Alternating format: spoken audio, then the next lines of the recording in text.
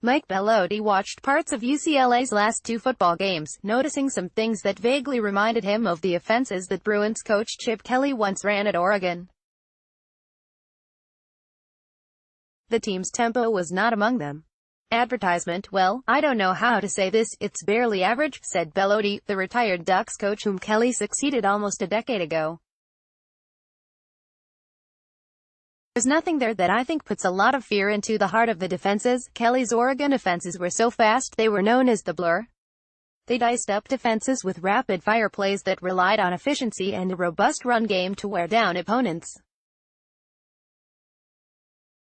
It probably helped that those offenses never had a true freshman quarterback taking the snap from a true freshman center and handing off to a true freshman running back. Before you can blur, you have to crawl. That may be the agonizing truth UCLA's fresh-out-of-the-crib offense has learned while mostly going 3-and-out amid the team's 0-3 start heading into its Pac-12 conference opener against Colorado, 3-0, on Friday in Boulder.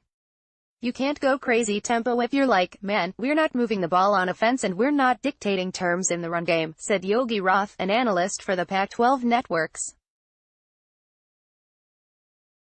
You can't go 3-and-out and let your defense play 80 snaps.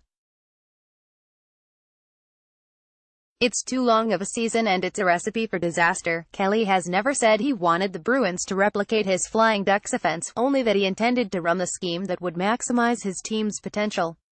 UCLA long snapper Johnny Den Bleecker has come through in the clutch by Ben Bolch September 23, 2018, 3:10 p.m. so far. This UCLA offense's ceiling wouldn't provide clearance for a matchbox truck. The Bruins rank number 101 nationally in passing offense, 189 yards per game, and that's the high point for a unit that's no. 103 in rushing offense, 130.7 yards per game, no.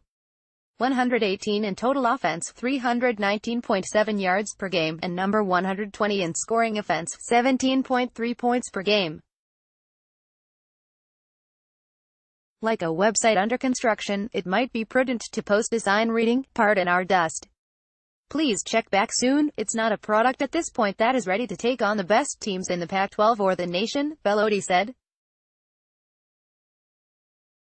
It very well may be by the end of the season, but it may take a year or two of recruiting and development for that to be the case.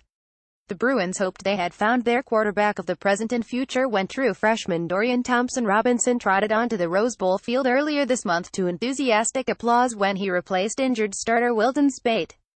The cheers extended into the following week, when Thompson-Robinson played admirably in a loss at Oklahoma, before audible unease overtook the Rose Bowl during the quarterback's first extended freshman moments.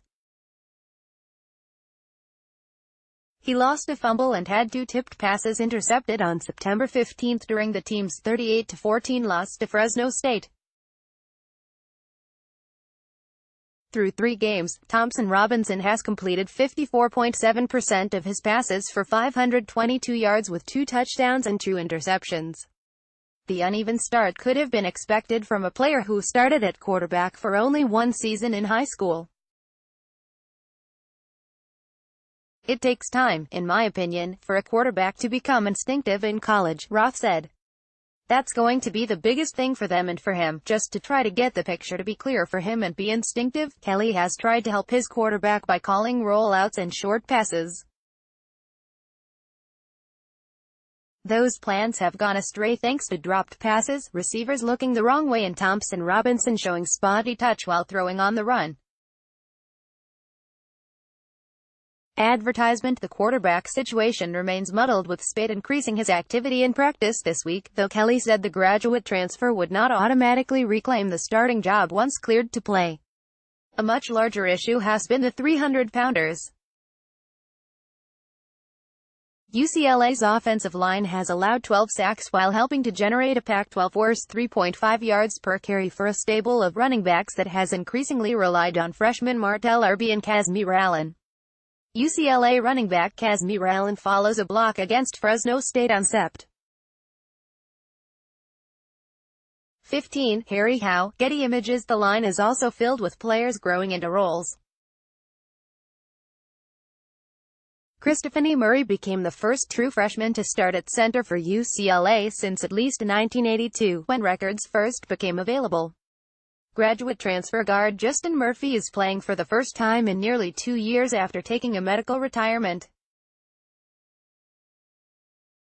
Guard Michael Alves and tackle Andre James are playing on the opposite side of the line from last season. Combine that with true freshmen Chase Cota and Kyle Phillips becoming a regular part of the receiver rotation, and it's a lot of feeling out for the entire offense. The younger team, not a lot of experience, and that's not an excuse, it's just a reality, Kelly said after his team's season-opening loss to Cincinnati.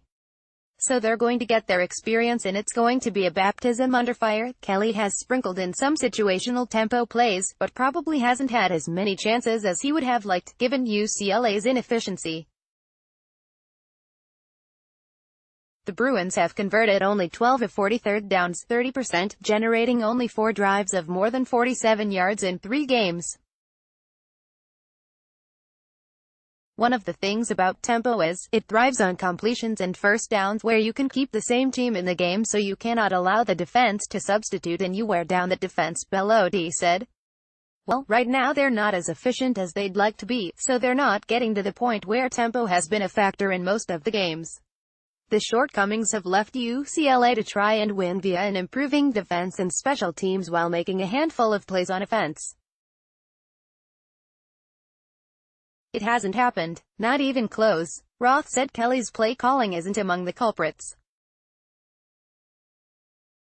Oh, it might sound crazy, but I've got zero issues with anything they're doing on offense, Roth said. The reality is they're playing better teams right now outside of week 1 personnel-wise, and they're playing with a true freshman quarterback and an offense that's dependent upon the triggerman to be really instinctive. I mean, I get why people are freaking out, frustrated, because it's Chip Kelly and he only lost 7 games in Oregon. I'm fully aware of that, but we need to be fully aware of where this team is and just be a truth teller. There's a lot of development that needs to keep happening.